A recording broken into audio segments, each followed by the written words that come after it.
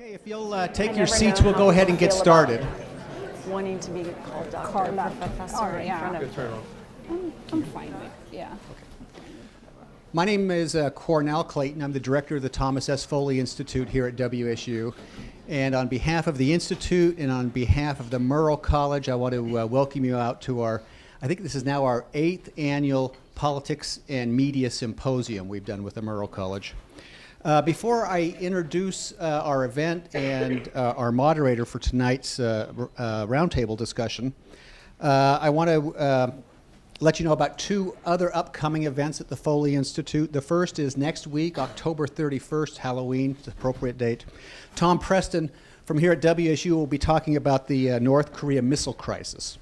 That will be at noon in the Foley Institute. And then on November 14th, we have Dan Tishner, who's an expert on immigration at the University of Oregon. He'll be coming to speak about immigration reform in the DACA program. That's also at noon at the Foley Institute on November 14th. So put those two events on your calendars.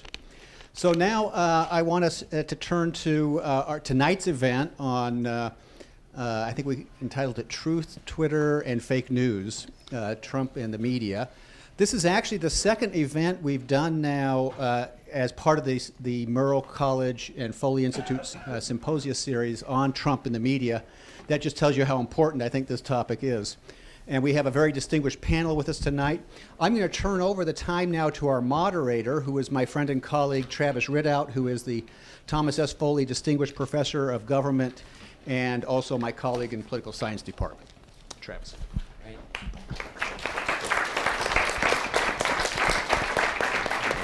Well, thank you, Cornell, and thank you all for coming out for today's event. I'd like to introduce you to our panelists today. First is Regina Lawrence. She is Executive Director of the George S. Turnbull Portland Center and Agora Journalism Center at the University of Oregon. She's a nationally recognized authority on political communication, civic engagement, gender and politics, and the role of media in public discourse about politics and policy. Her books include one titled Hillary Clinton's Race for the White House, Gender Politics and Media on the Campaign Trail, and When the Press Fails, Political Power and the News Media from Iraq to Katrina. Our second panelist in the middle is Joanna Dunaway.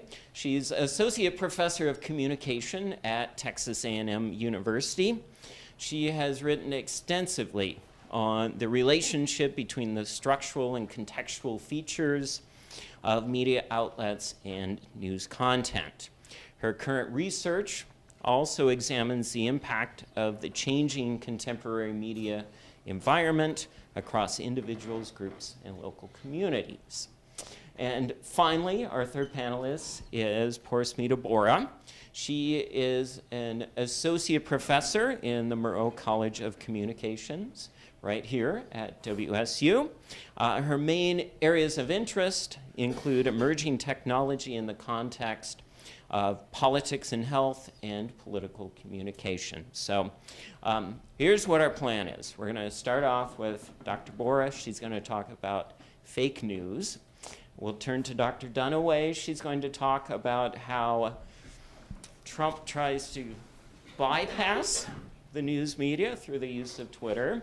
And then Dr. Lawrence is going to wrap up and talk about real news and how they've attempted to report on Donald Trump. So please take it away.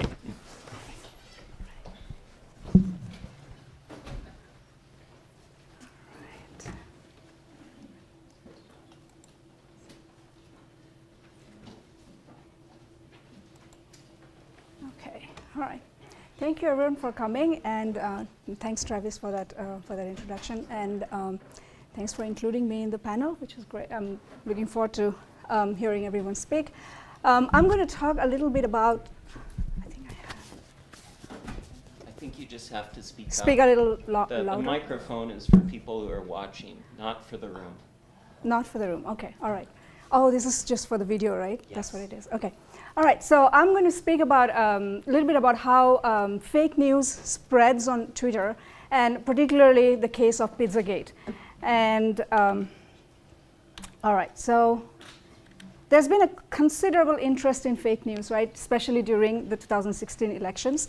And even though this is not the first time that misinformation has been, has been spread online or otherwise. There has been misinformation in 2012 elections, 2008, or even before, much before the internet. However, it becomes kind of more important as when we look at this this election, the last election, because of all the dramatic change that we are seeing in how we gather information and as well as how information is spread, right? So there's if we look at some statistics. If you look at 1996, 20% of the U.S. population used to get information online, which is increased to 81% in 2016. And during 2016 elections, there was 62% of the U.S. population got their information just from social media. Okay, and additionally, if you look at sort of engagement with the news, right? So this is not my data, but there's a lot of statistics which shows how people engaged with mainstream news versus fake news. Okay, so during the 2016 election, the top 20 elections, if you take into consideration the top 20 election stories, you see 8.7 million people actually engaging with fake news versus mainstream news is just 7.3 million, right? And by engagement, it means people who are sharing the news, commenting on this post, and liking and loving and whatever, reacting to this, right? So that becomes important if what is being spread is actually is misinformation and which is not actual real news. So this is the current project is really a work in progress, and I've been telling Travis that we are in the middle of collecting data for this project, and I'm working with colleagues from Georgia, Dr. Himal Boehm, who's been helping us with getting the data, and graduate students Meredith Wang, who's my advisor, who's from Maro, and Joey Hashim, who's also been helping Itai with data collection. And this is sort of a collaborative work that we are looking to see how information flows on, especially fake news stories flow on Twitter, and looking at sort of trying to conceptualize different types of fake news and doing content analysis. And so part of this bigger study is what I'm going to talk about is just the case of Pizzagate today. And why Pizzagate? Pizzagate is important. It was widely circulated. Those of you who remember from the election time, from that time, it made headlines almost for months. It actually led to a shooting in a DC restaurant, and conversation about Pizzagate is still going on when we look at the data. So as a starting point, what we did was we collected data on Pizzagate from September 1st, 2016 to September 30th, 2017. And within this year time, we did a spike analysis to see which events or dates were the most important or had the most conversations on Twitter. And as you can see, there are some spikes which are very high than others. And a couple of the most important dates I'm going to talk about. One is October 30th, which was the first day Pizzagate was mentioned. The second was November 13th, when the death of a social activist, Monica Peterson, was sort of associated with the Pizzagate controversy.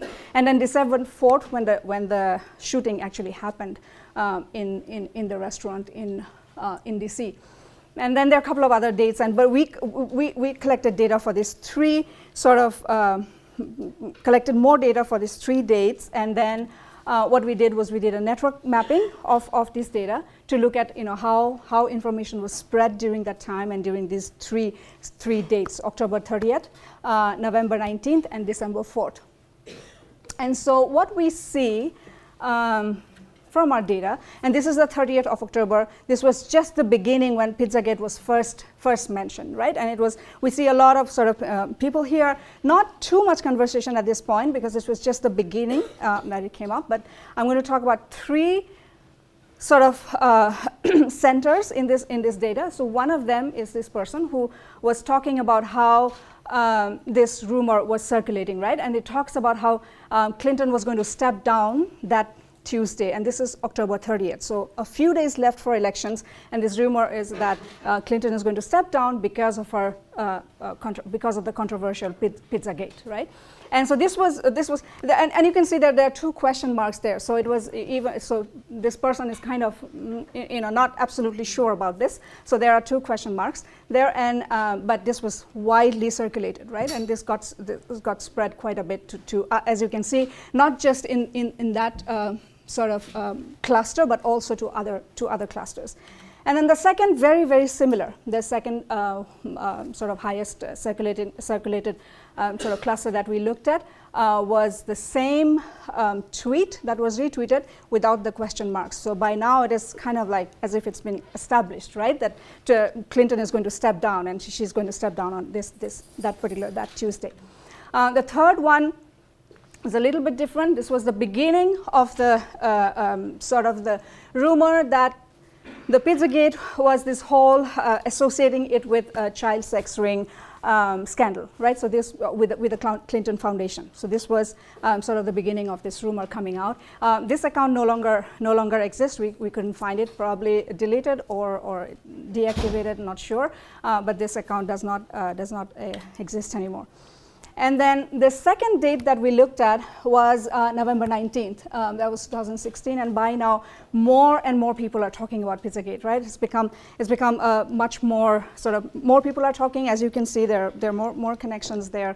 And the 2 centers here we see are actually FBI and Donald Trump, but they are not necessarily tweeting themselves, but they are being tagged in other people. So we can see that there are lots of people asking FBI and real Donald Trump to start an investigation, right? To investigate about Clinton and do something about it. That there's this controversy and why is nothing being done. So that was the 2 main sort of centers. There were there's one another which was also sort of circulated a lot, and this was the one that started the rumor about Monica Peterson, who was found dead to be associated with Pizzagate, right? So this person who died, social worker, was supposed. The rumor is that she was part of Clinton, that she was investigating this, and so she was found dead, right? So this was the sort of the implication of this tweet, and that was also widely circulated again.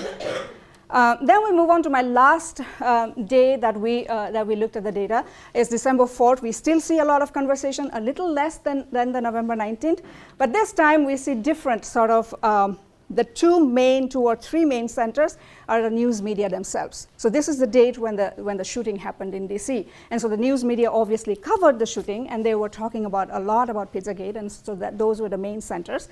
And then we saw some others. There are 2 of them. They're very similar. These 2 accounts who talked about how the news media who were covering was actually fake news. They were saying that this is not real news, that this is not true, and that there is actually a child sex ring going on, and Clinton Foundation is actually part of that. That this particular restaurant has a dungeon or has a basement where all of this is happening, and so on and so forth. So they were circulating that. This also was widely circulated again, as you can see, not just within their cluster, but outside of their clusters. Those red lines are what that shows, and this was another one of those. So in conclusion, what we saw from this sort of this data analysis, that this is definitely a conspiracy theory which was against Hillary Clinton, right? And so a lot of conservatives were tweeting and sharing this news, but that doesn't mean there were no fake news against Donald Trump, right? So there were lots of other fake news which were against Donald Trump, which were being shared by Democrats and liberals. So this is on both sides. It's only that we are looking at this point. We are looking at only this story. So we have a lot of more conservatives sharing this. A lot of the big players who helped spread this story are still on Twitter. They have thousands of followers. They're still using Twitter, and which means there is a potential that this could happen again, that they would be able to share misinformation with absolutely no accountability, of course. So that's kind of interesting to see that their profiles are still on. There was only one that we saw which was inactive, at least with the centers that we looked at, the ones which are the center of the main sort of conversations. So that's all I have for now, actually. And yeah, I'll let the others speak.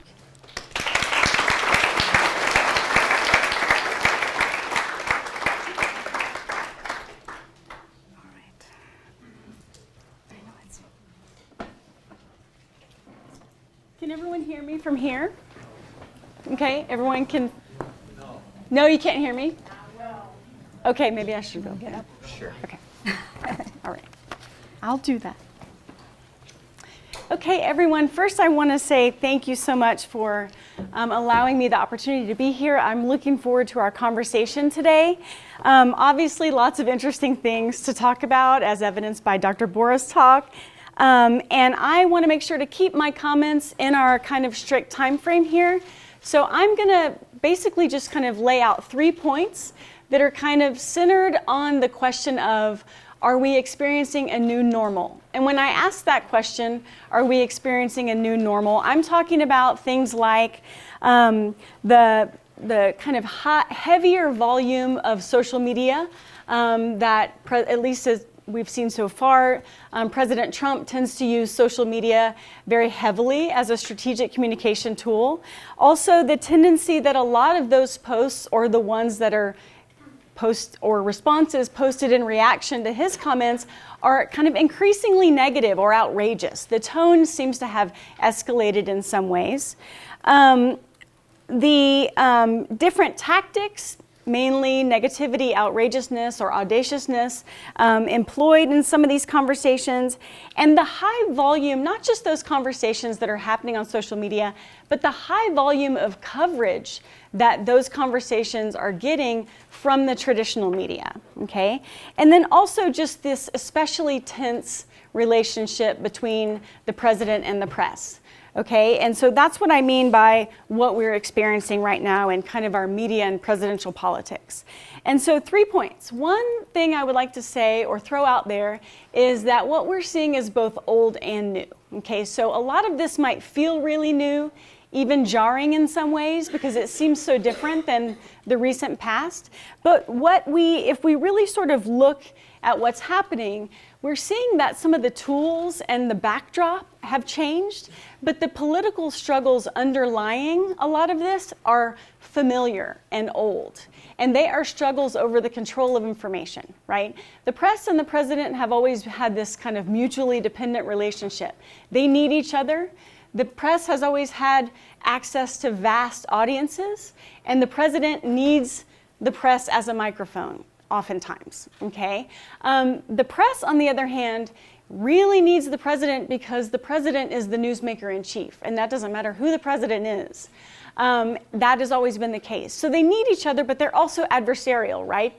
The press is supposed to be the watchdog, and the presidency in the US context is a very powerful office, so it's important to cover.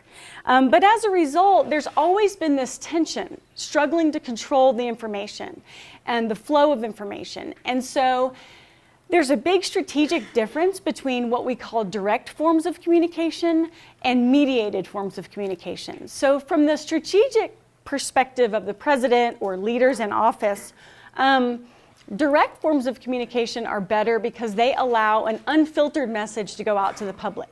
And this is why things like political ads have been so valuable, and that's why we've spent so many billions of dollars on them over time, because it's a direct platform, right? The person sending the message can sort of design it to meet the branding or whatever tactic they want to achieve.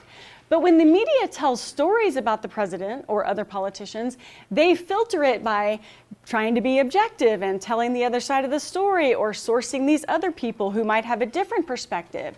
And sometimes strategic politicians don't like that because it disrupts the intensity and clarity of the message. And parties complain about this, and so do individual politicians, and so do their campaigns.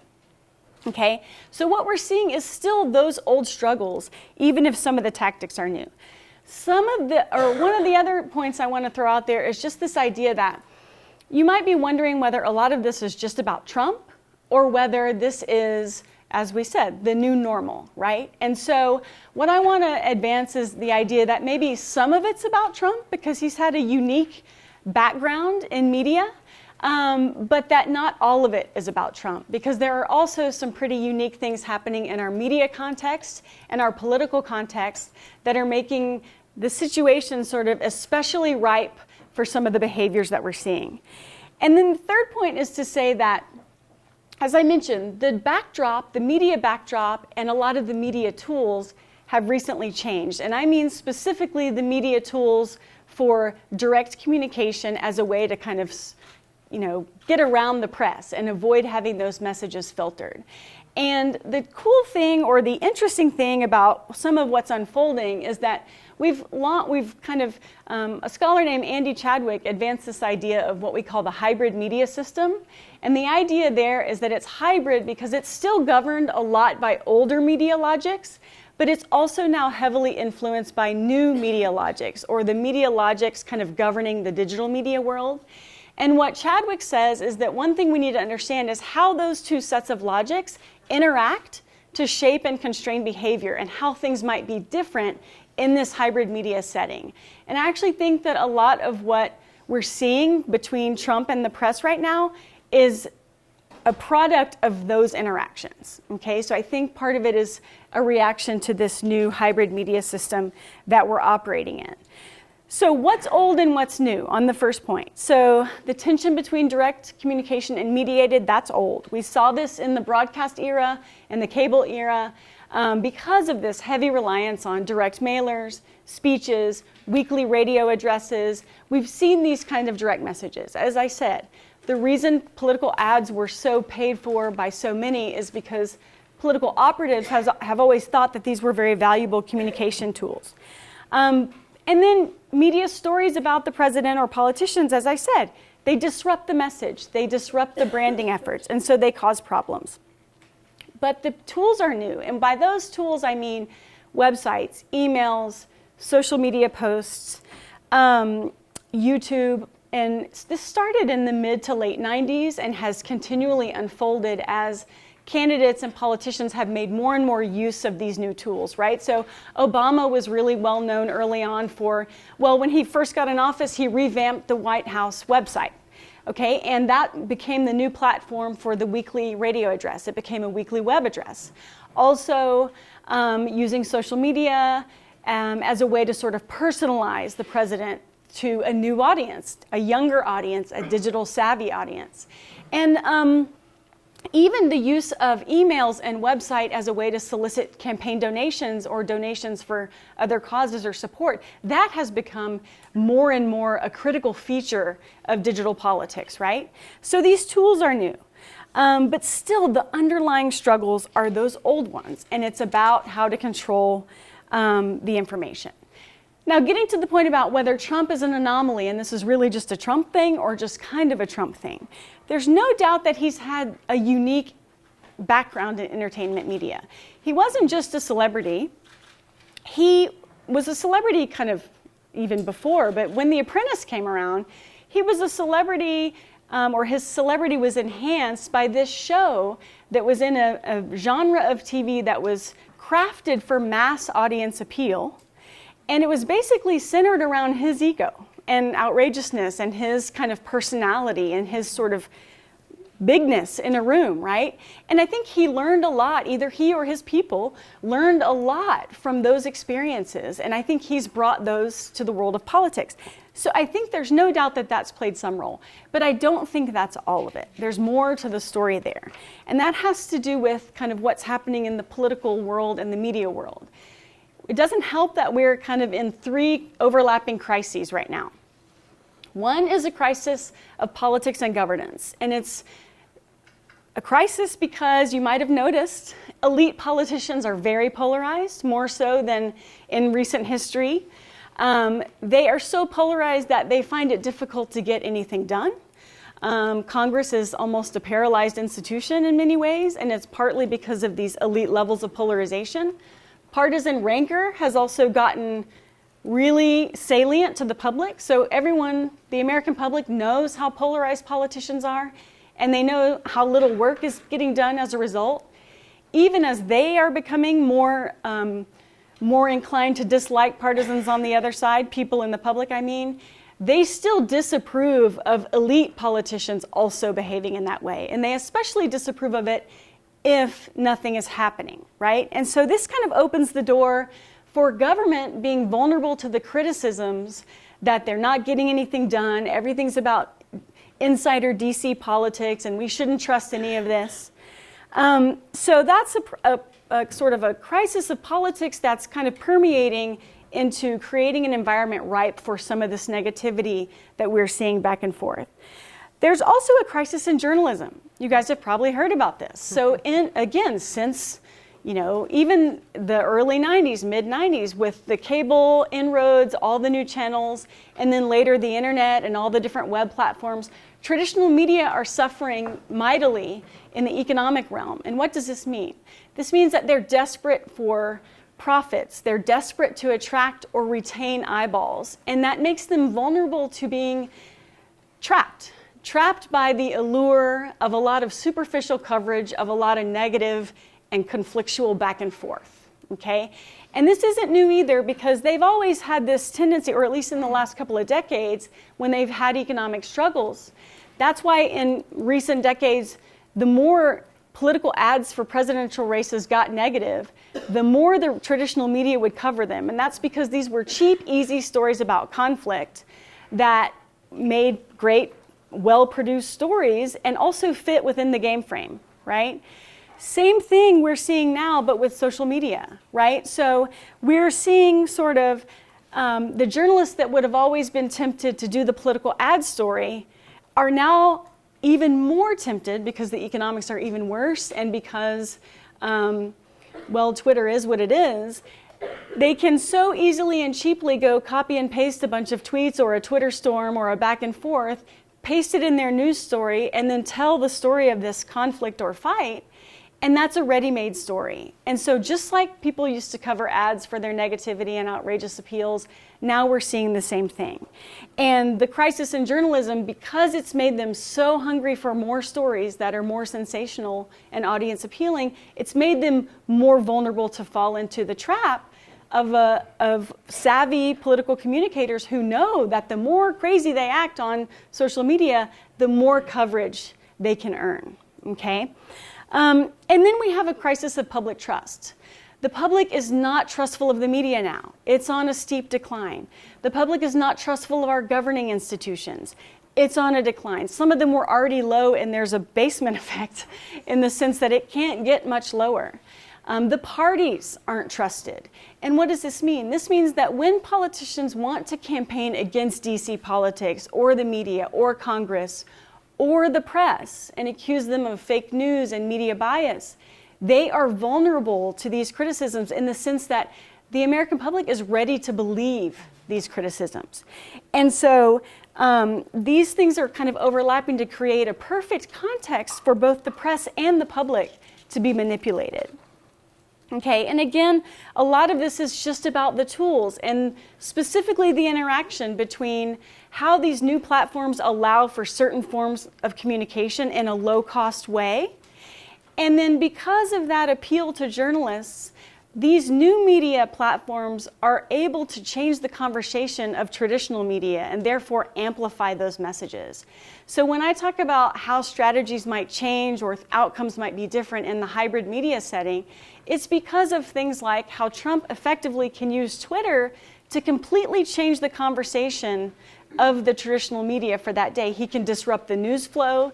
He can distract from a negative storyline. He can totally change the narrative of the day just by strategically posting and saying things that he knows will attract attention. And he's proven that he knows the kinds of behaviors and things that will attract attention. So a lot of this is about the hybrid media and the way those logics are kind of interacting. Okay, I think I said that stuff.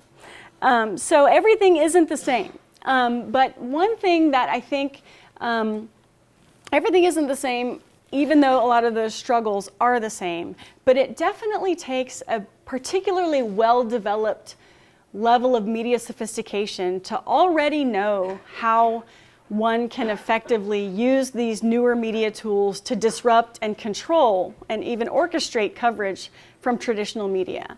And at this point, even though social media are growing and digital media are growing, traditional media still reach the most eyeballs on the whole, and especially of the voting age populations, which means that it's critically important to be able to use the new media tools to attract the attention and coverage of the more traditional media. And so a lot of that kind of struggle and those efforts, that's what we're seeing play out.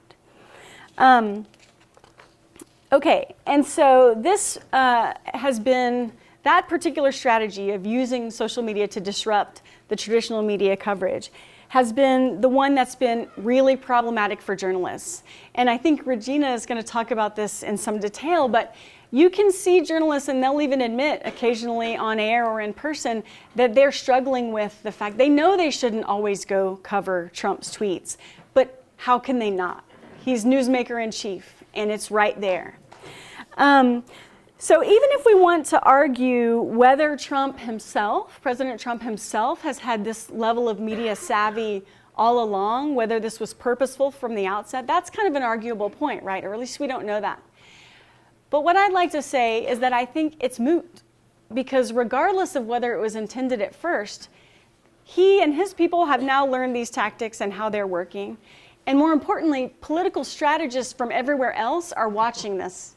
They're seeing all of it play out. And at least some of the future candidates and campaigns are going to be able to mimic these same behaviors in successful ways, okay? So it's quite possible that at least some of what we're seeing probably will be replayed in future scenarios. So it's probably a little bit the new normal, but the new normal is not yet fully defined, is what I would probably say. And that's all I have. Thank you.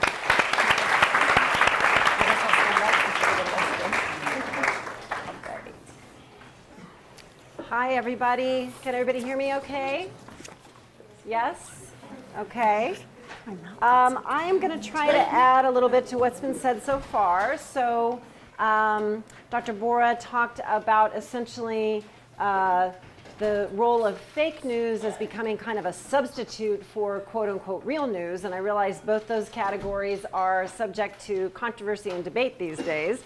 And then Joanna, Dr. Dunaway, talked about Twitter in particular as a way of circumventing the mainstream media. I want to talk for my few minutes here about what we affectionately call the mainstream media. What do we even mean by that? That's also a contested term. So think, as I'm saying that term, think of things like the New York Times and the Washington Post and the broadcast news shows in the evening and NPR and all of those other kind of staid, traditional legacy media organizations. I want to ask two questions and try to provide a little bit of context. And the first question is, do they still matter? Those mainstream media outlets, how do they matter?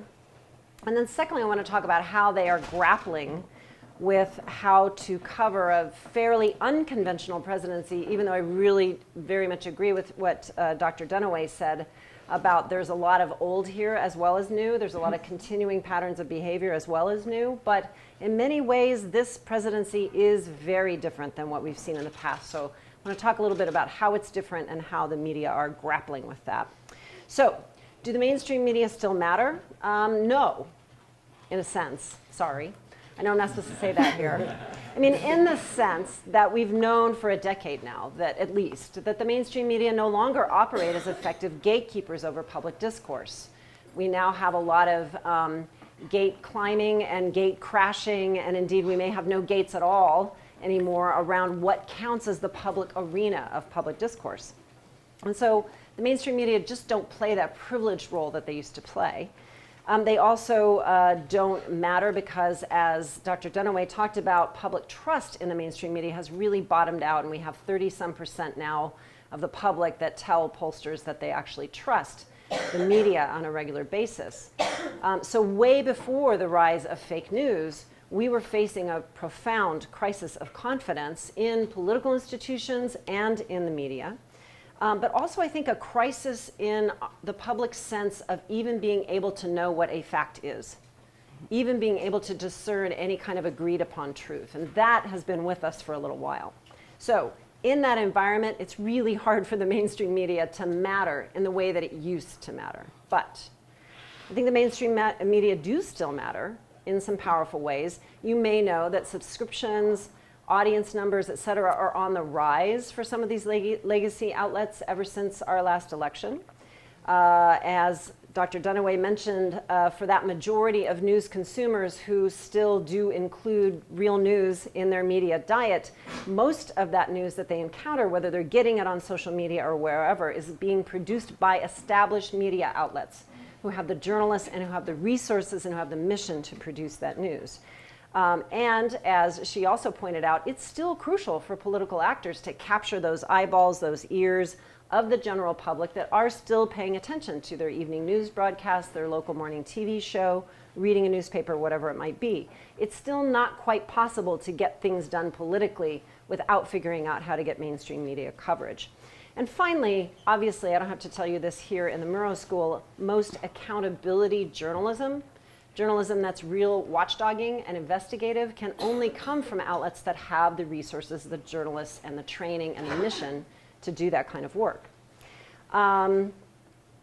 So yes, Donald Trump and populists like him would like to have you believe that they'd like to get rid of the mainstream media, but I guess my final observation would be the mainstream media are actually really crucial for Donald Trump and for populists like him, because they are a crucial foe in the narrative that he is playing out for his publics, and a crucial foil in his political strategies. I'll develop that idea more in just a second. So how are these mainstream media outlets adjusting to and grappling with a Trump presidency in what we might call a post-truth era? First of all, let's think for a moment about, in case you haven't already, just how hard it is to cover this president and why. How do you cover a president who tweets more often than he speaks through conventional means? How do you cover a president who relies on and actively circulates fake news, who bends the truth and contradicts himself on an almost daily basis? And deeper than that, because we kind of know all of those things, but deeper than that, this president is manifestly not depending on persuading a majority of voters in order to accomplish whatever his goals may be.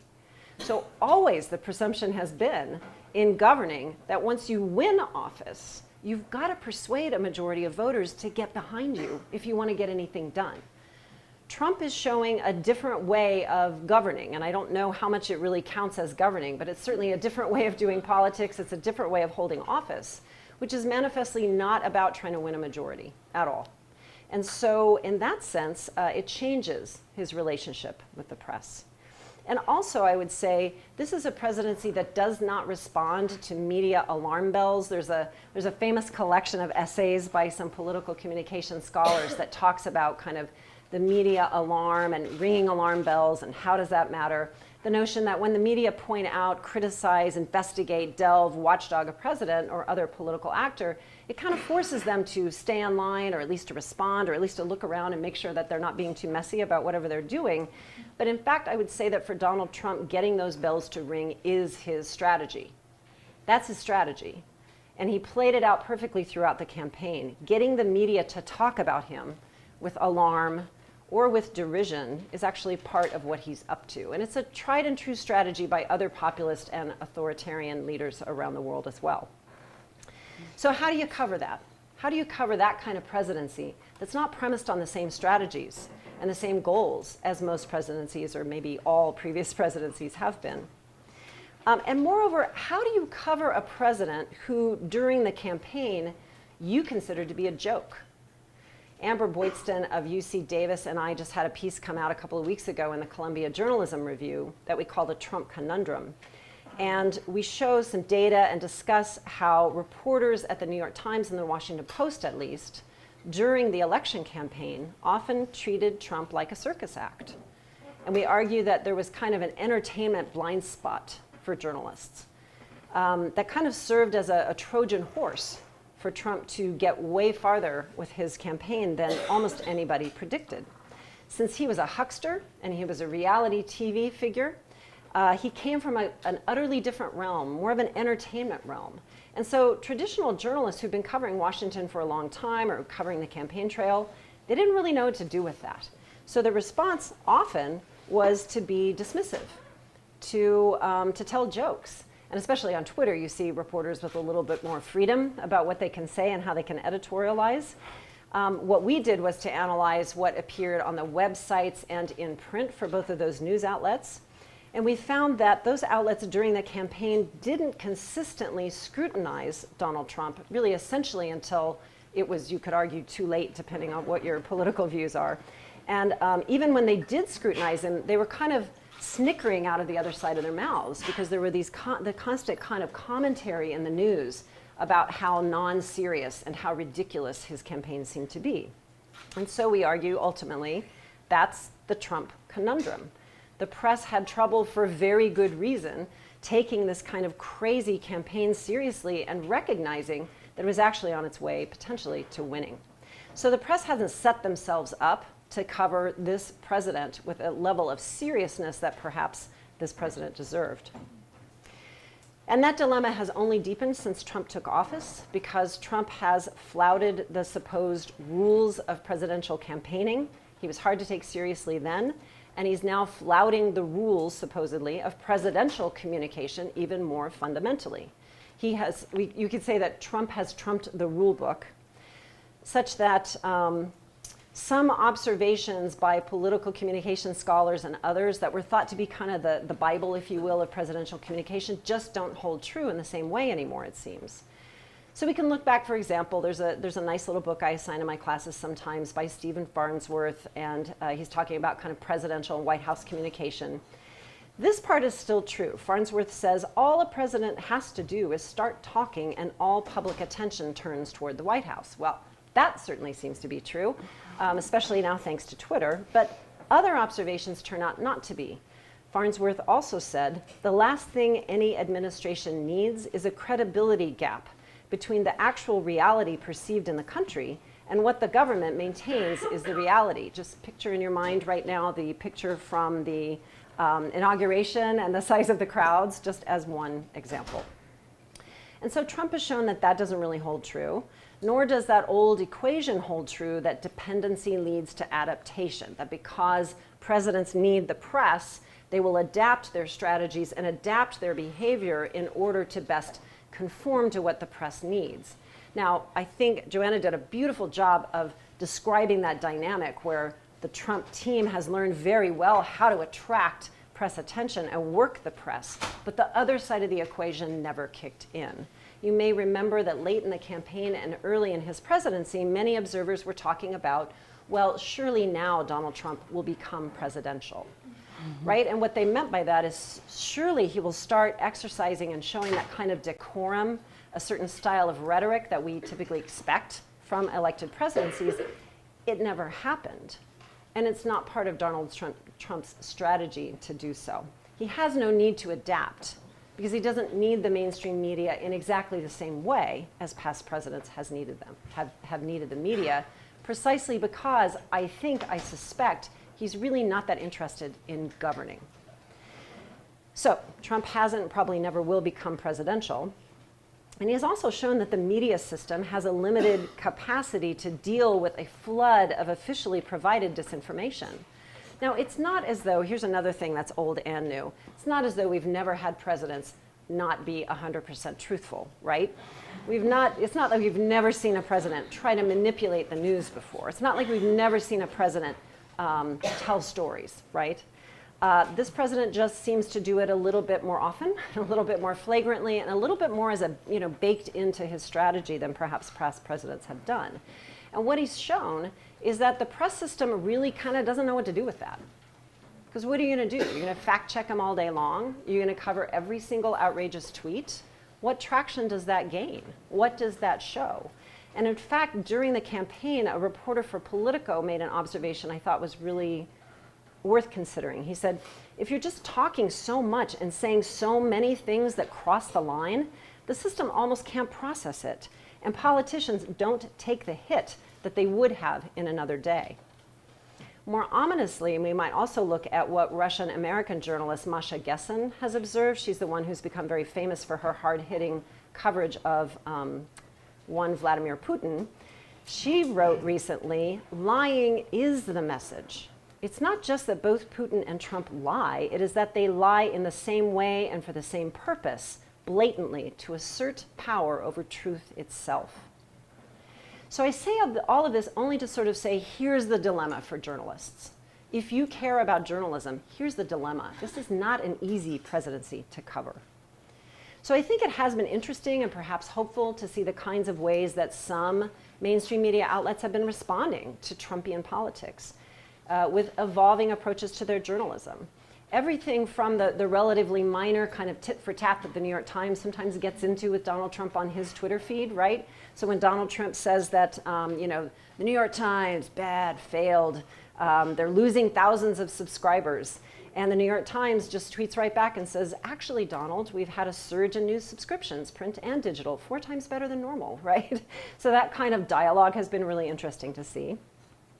I think if any of you are familiar with the Washington Post's David Fahrenthold and the Pulitzer Prize-winning reporting that he did during the campaign to try to get to the bottom of some of Donald Trump's claims about his own generosity, his own charitable giving, etc., he basically did that by crowdsourcing on social media and saying, here's a problem I'm trying to figure out. Here's a piece of information I really need to figure out how to get. Who can help? And with remarkable levels of participation from citizens of all kinds, was able to piece together Pulitzer Prize-winning stories. That's another kind of emerging model that I think is very interesting. You see a lot of energized efforts around fact-checking, and you see a new interest, I think, in what I would refer to as engaged journalism, trying to figure out how to reestablish a deeper level of trust with the public on the part of the media by doing more to actually listen to the public, rather than just pushing news to the public and trying to get them to click and like and share and all those nice social media metrics things that the news outlets like to follow. I think there's a lot of promising developments happening in journalism today. In a sense, journalism is absolutely in crisis, but in the midst of this crisis could be reinventing itself in this country, which could be very exciting.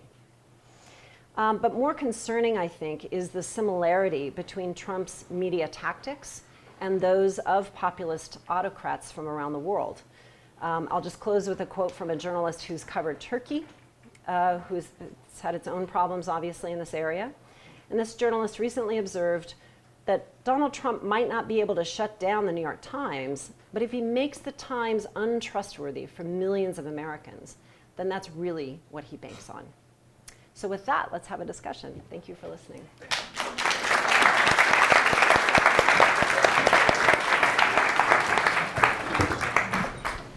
Okay, here's what we're going to do. I'm going to ask a question. I'm going to take my privilege as moderator to do so. Then I'm going to open it up to you to ask questions. Now, I do need you to speak up. These microphones, they're for the sake of those people who are watching our streaming feed. They don't do anything for us in the room. So I will ask you to speak up when you ask your question. I will repeat the question or summarize your question for the benefit of those watching online. And then I'll have our panelists speak up when they respond. Okay? So here's my question. It seems like you all would agree that Trump has been successful in distracting the media.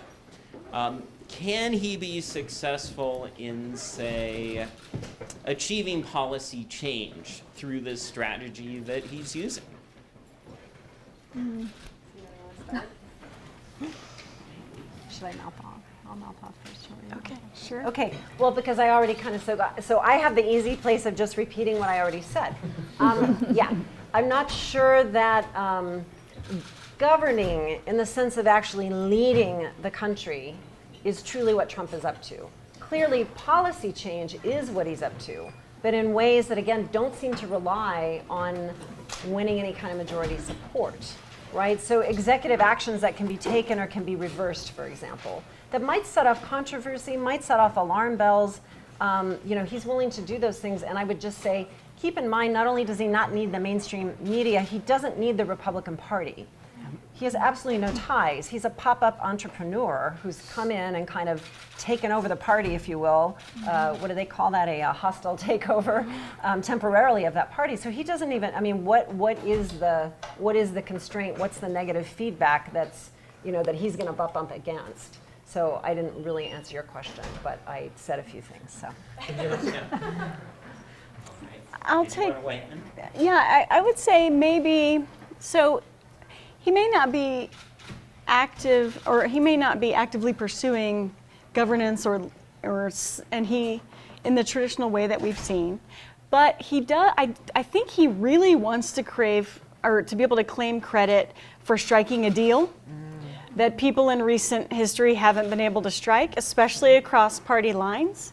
So I think there might be some policy change that happens because he is willing to invite the Democratic leaders to the White House and talk things over, and might be not quite bipartisanship in the sense, but some people might view it that way, or it may have the just result of producing some policy change that maybe we wouldn't necessarily anticipate. Good point. Let's open it up to your questions. Yes? So, I was primarily just wondering, when Joanna, you talked about Trump kind of causing things on Twitter for a specific purpose. Do you think, I think of just this morning, Senator Corker and Donald Trump got into another fight. And so I'm wondering, do you think that Corker is playing into Trump's game, or do you think that he's playing it with him? That's a really great question, because I think politicians, just like the press, are trying to adapt their strategies in terms of how to deal with him. So his co-partisans, or the people in the out party from his perspective, are probably experimenting with different ways to sort of handle these things. So I don't know, but it is, I think some people, like McCain is also engaging in this aggressive kind of campaign in a public way. And I think some of them, for whatever reason, feel in a more liberated space than others. And so they are trying a new tactic and seeing if maybe getting into it will be an effective way to counter it, instead of avoiding or instead of just letting him shape the flow. Maybe if they engage. Previously, people would have been so shy to do that because of all the potential negatives or the backlash. But I think some people just, depending on their position, might be either fed up or in a place where they have less to lose. Mm-hmm. So. And I would say also, to add to that, we talked for a second about dependency breeds adaptation or encourages adaptation. So Trump doesn't need the mainstream media. He doesn't need the Republican Party. On the other hand, many in the Republican Party need him, right, to enact an agenda that they've been trying for a couple of decades now to enact.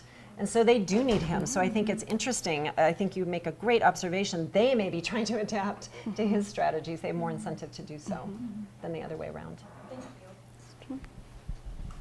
Yes? So the USN was more upset with Trump using the F word rather than calling for ignoring international law.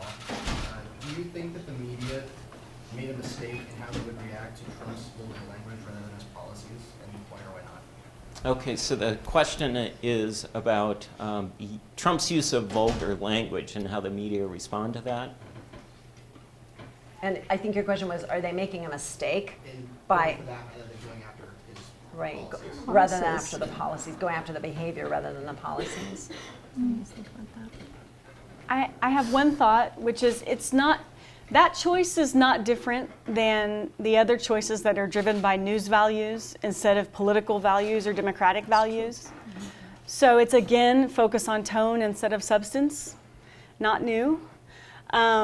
So it's a mistake depending on what you want your journalists to be doing, right? From the perspective of them, again, wanting to win the battle for eyeballs, maybe focusing on the tone or the use of language in that way is the thing that works. But politically, I think at least there's probably a healthy constituency of people who would rather hear about the policy implications or the political implications of the substance being discussed. The only thing I would jump in and add to that, I really love these questions, they're drawing so much out. The other thing I would add, though, is here we go back to the Trump conundrum. Like, if you have a president who's really going lower than most presidents have done in the past, and really doesn't seem to be acting with the decorum that we would expect of a president, like party aside, et cetera. Like that does deserve some attention, it seems to me. That does deserve some debate and some discourse to figure out how it matters, if it matters, why it matters, right? So I think that's back to that dilemma and that conundrum, because Trump's making it very easy for the journalists to cover that stuff. And again, no harm to him. What difference is it going to make, right? What difference is it going to make? He's already shown, 40-some% of his supporters that will not peel away from him no matter what he does or says or how he behaves, right? So really no danger to him, it seems. But for journalists, what a dilemma. There it is. It's so easy to cover. Do you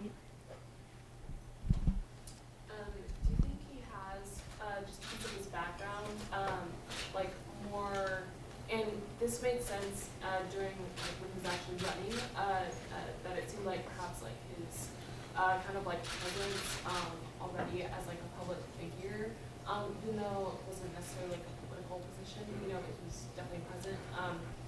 Do you think that sort of like allowed for this buffer room for people to, or for him to just kind of be very outspoken, and then like off of that, do you think it's like, should we still hold public officials like to this you know, certain standard, or do you think that that is something that is going to have to change like in the future? Because I feel like we have this expectation of like any public official really needing to have this sort of like filter, and is that fair to hold them to that and not everybody else? I mean, I think this is like the first time that people are being challenged, and do you think that that's going to change like the landscape just in politics? Right. So I think the question is whether the media were holding Trump to a different standard because of his background as a celebrity. He wasn't a standard politician. And if so, what's the impact of that? I'll just quickly say yes to the first part, absolutely. If you talk to journalists, the Columbia Journalism Review piece that we just published has lots of quotes from journalists we interviewed who said exactly that. We held him to a different standard. We didn't hold him to the same standard that we held Hillary Clinton. Heck, we didn't even hold, one person told us he didn't even face the same scrutiny or was not held to the same standard as like somebody running for lieutenant governor of California, right? And partly I think it is because he comes in from this other realm, this entertainment realm, and there's sort of a shock jock kind of, you know, ethos in how he moves and how he behaves and how he talks. He just brings that in, and it seems so natural to who he is, right? That it's jarring. It's tough to figure out how to cover him as a traditional politician because he's not.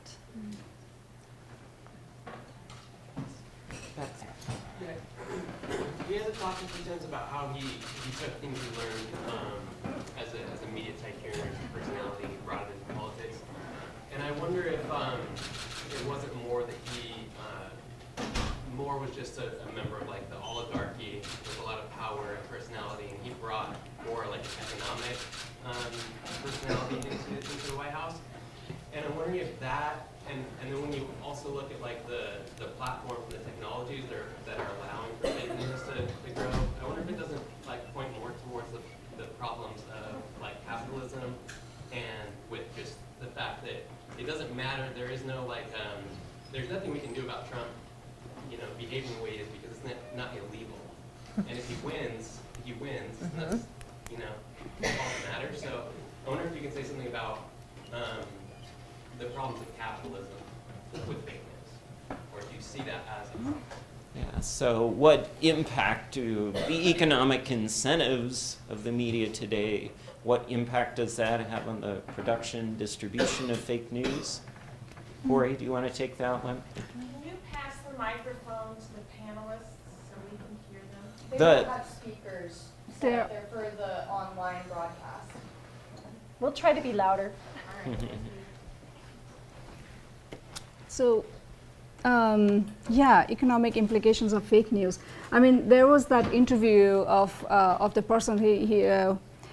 I think he gave an interview in the Washington Post saying that how much money he made by writing all these fake news stories, and how much that was circulated during election time. I think there's definitely an economic side of circulating fake news and having it, getting mainstream media to actually cover fake news. That's how so many of us, even if you are not on Twitter, even if you're not following this fake news, you still get to learn about fake news from mainstream media, right? So there's definitely that part of it. That's the question. I wasn't absolutely sure what your question was really. Right? I can maybe speak a little bit to the first part of your question about. I think a lot of what he learned was from the celebrity part, but I think he became an entertainment media celebrity because he was a wealthy entrepreneur, right? Mm-hmm. That's sort of, the fame was wrapped up in both things, and I agree with your point. I think that the sort of emphasis on capitalism in our society and sort of the excess in our economy and things like that, I think that feeds, people have an interest in wealth and power, and so he draws attention from audiences partly because of that and because of the way of our culture being that way. And then two, the economic basis of our media, or at least the majority of our media, that's wrapped up in our capitalist system too. So we see their incentives are constrained by that part of our system as well. So I agree that those parts of what we have in society are feeding into this in various ways too, in a few different ways, I think. Yeah. Yes. In light of the Trump victory, which would seem surprising, there were a good amount of people, mainly from, I would say, moderate left to right, clearly who supporters, that kind of claimed that a lot of this and base of this was a criticism of the media and their coverage. And a lot of examples they used were, like, from their observations, little to no criticism at all of President Obama, to virtually now what we have is the conundrum of every day there's something new that's going on. Do you think that would be a valid criticism of the media, and do you think that kind of thought that really one of the primary reasons he won was to poke at the media rather than his inherent value as a candidate would be a motivation for his victory? Yeah, right. Seemed to be a lot of questions in there, but I can sum it up. Sum it up for us, please. Do you think Trump's victory is a criticism of the media, and if it is, are they taking it? Well, and I thought I heard you saying, and in a sense, is that right? Is that fair? Did the media sort of leave themselves open to that? Because I heard you say they didn't seem to be nearly as critical of Barack Obama as they seem to be of Donald Trump. So they kind of left themselves open for the criticism of partisan bias. And is that kind of what you're getting at? Right about, Yeah. I think yes. But for reasons that are more complicated, right? Yeah. I don't believe that most of it is really partisan bias when we're talking about mainstream media outlets, because there's so many filters that tend to filter that kind of thing out. Not to say it's not there at all, but and plenty of studies, like sort of meta studies that have studied the studies to figure out what the patterns are. We just don't have any evidence of clear across the board systemic bias, campaign to campaign, election to election in favor of one party or the other. That's not to say there's no bias by any means. But I think, yes, in the sense that we know that Barack Obama had the least critical coverage going into his first election of any candidate since we've been keeping track. So he went in with a pass, so to speak, and that's been documented, and that's definitely true. Where should we take it from there?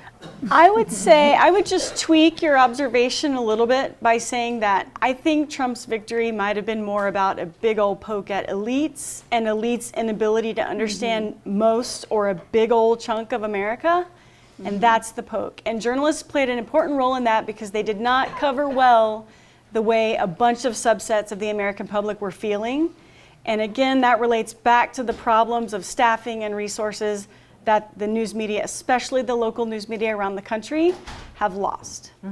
Yeah, that's a great point. I think it's. There's so many different factors to that, right? I mean, that's not just the media, I think, too. Yeah.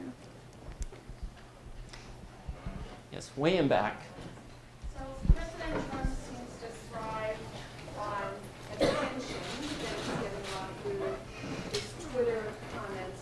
What do you think would happen if mainstream media didn't pay attention to the Twitter posts, just went silent about those for 2-3 days a week, and covered what's really happening in that administration, what's happening in all the departments, the gutting of departments, and the dismantling of a lot of the regulations that are so important to who we are and how we operate as a country? What do you think would happen? Yeah, great question. What would happen if journalists deactivated their Twitter accounts, ignored Donald Trump's tweets?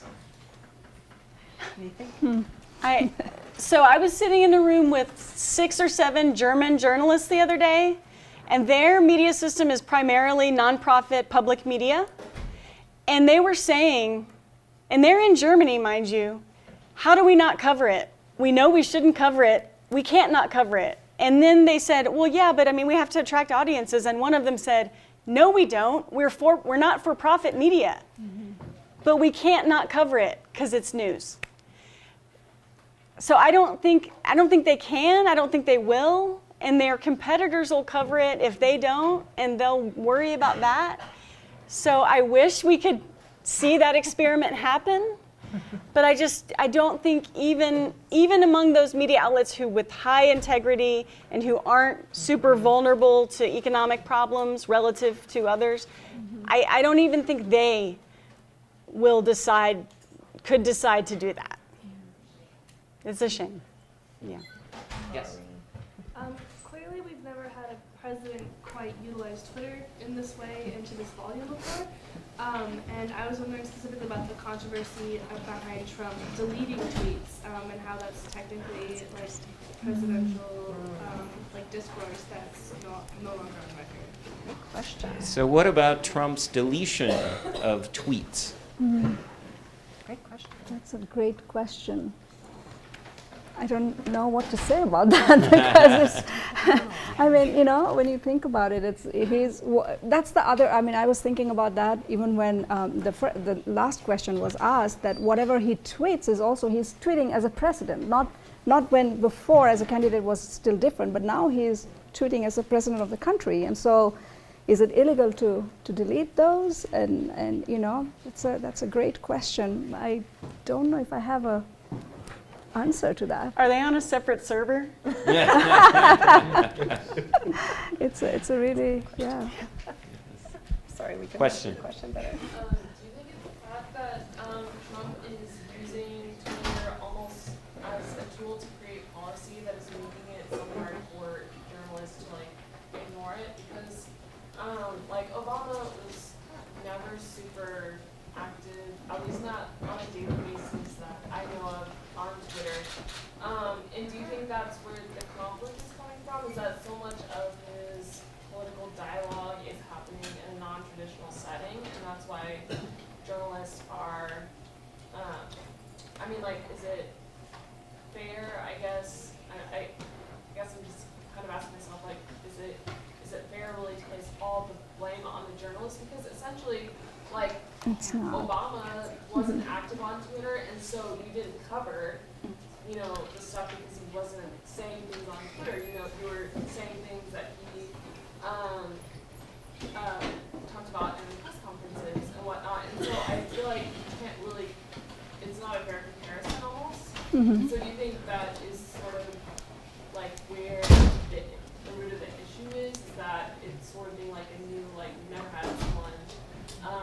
Well, I think it's a great point you raised, because Obama was active on Twitter, but we didn't cover him, or the media didn't give as much attention to his tweets as they gave to Trump's tweets. So what's the difference there? What explains this? Part of it because everybody knows that part of the way that he won was via social media, right? Whereas, maybe you could say the same thing about Barack Obama, but I think it kind of, there's a narrative that when Trump came into office, there's a narrative about how he won. And it's, you know, angry middle and lower class white people in pockets across the country, plus social media, plus fake news, and now we know, plus Russian funding and instigating. You know what I mean? And so it just kind of fit this narrative about who he is and what his presidency is. So I guess that's one part of why. But I think they're struggling. I mean, you're asking a good question. Your question was good as well. Journalists are struggling with it. We're not sure how to answer it. Is this stuff like presidential communication, really? Or not, or yeah. is it not? I mean, I think it's he's raised the question for us. Question? For how long, so I understand that he's unorthodox, but like, for how long has like the public shown mistrust within news media outlets? It's like, was this like a growth over time, or was this like an isolated event? So how long have the media distrusted, or Yeah, have the it's public just going distrusted down. the media? It's been going down. For decades. Yeah, decades. I wish I knew off the top of my head. I don't know if it's gotten suddenly steeper. I can't even tell you that. But it's really low now, which I think is important. 32% of Yeah. Americans, this is a figure a lot of people cite anyway, 32% of Americans in a recent survey, a trustworthy survey, said that they trusted the media. Yeah, it's been in decline for a couple of decades, at least really now. since the 1960s and 70s. You know, 20 years ago, scholars were saying, oh no, the media, you know, isn't trusted by the public anymore because it's only 60%, you know, and then it was only 50%. And so you have a great point. This isn't sudden. Yeah. But it's feeding their vulnerability, the fact that it's at its lowest point now, which is it's unfortunate at a time when, I mean, the press have also been attacked for decades, right? Campaigns often wage against the press. Politicians have used that as a strategy. But the fact that we're already at a low point and it's happening, I think, makes them especially vulnerable. And I agree with this earlier point that it's not all their fault. They are embedded in an organizational and a media system context where journalists, believe me, they would like to provide more critical coverage and in-depth coverage, and they don't want to fall in this trap. They really are in a tough position. That's for sure. Yeah. Yes? So we're talking about like media and like trustworthiness and all that kind of stuff. And so we've seen that with CNN, their ratings have gone down over the past year or so, 2 years. And their motto is the most trusted name in news. Now, do you guys agree with that statement? Why or why not? All three of you guys. Ooh, all three of us. Do we agree with the statement that CNN is the most trusted name in news? Trusted name in news. Why or why not? I don't think there's any evidence that they are the most trusted name in news. No. Do you? So why? That's why. In your opinion, why wouldn't they? Are we talking specifically about CNN, or is this a broader question? I have no idea. I have a lot to say about CNN because, first of all, so they were suffering in the ratings, partly because after Fox and then MSNBC made their left turn, they tried to stake this middle position. And a lot of people said that one reason they were struggling so much was because they weren't going to cater to a niche. I know some people say CNN is left, but let's just leave that aside for the moment, okay? I don't know that that's why their ratings went down. I think a lot of their coverage is super annoying. But what I'll say is that they had their best quarter in like 25 years during the 2016 election. And I don't know if these two things are related. A lot of that was about Trump and giving him airtime. And then they did this whole navel-gazing thing where I think they regret how much free airtime they gave him during the primaries because that helped. Not regret because they didn't want him to be president, but they felt like they gave him looking back, I think they would admit that they gave him a little bit way too much airtime relative to his other GOP contenders.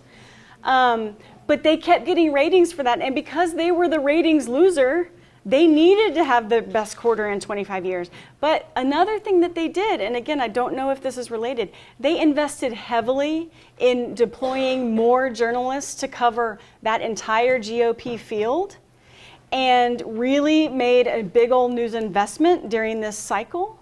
So, I really doubt that, I would hate to say it, but I doubt that that's what the ratings jump was. It was probably more about Trump. But it's interesting. I think they're trying to change some of their behaviors, but some of their behaviors were dictated by that low ratings position. And I don't agree they're the most trusted source in news, partly because a lot of people believe they're left. So the public, not me. The reason I don't trust them is I think it's too much opinion mixed with news and too much sensationalism and too much entertainment media stuff going up and down on all the screen borders. So that, but they're a very interesting case. So what is your guys' sense? If you guys could pick one news source that you guys would go to right off the bat as being your guys' most trustworthy source yourself, what would you guys be? What would that be? All right, so I think that we'll have to make that the last question. Where do you turn for the news when you want Partly trustworthy NPR is a news? matter of convenience because I have a crazy job schedule and 2 kids, et cetera. So it's like the one thing I can turn on in the morning when you're getting ready for work. So I hate to say it's a little bit more a matter of convenience, like I think it is for a lot of people. So that's the one I end up paying the most attention to. I say NPR hands down, but that's partly because I've been studying the economic incentives of it. Regina has too. I'm really worried about what the profit incentive does to news, so I naturally would gravitate towards the nonprofit. But also their coverage is so deep. You just learn a lot about policy nuances that you don't get anywhere else. And I can't watch the NewsHour because I have a young kid, and there's all kinds of reasons I can't watch the news. Yeah, that too. So NPR I both enjoy, trust, and I feel like I learn the most from. NPR for sure, yeah. You too? Yeah, NPR. But I go online we're as well, boring, though. aren't I do a lot of online news reading, lots of different places. What's that? InfoWars. InfoWars. Oh my God. That's right. News, fake news. And now you have to Well, look with at that, fake news. let's thank our panelists.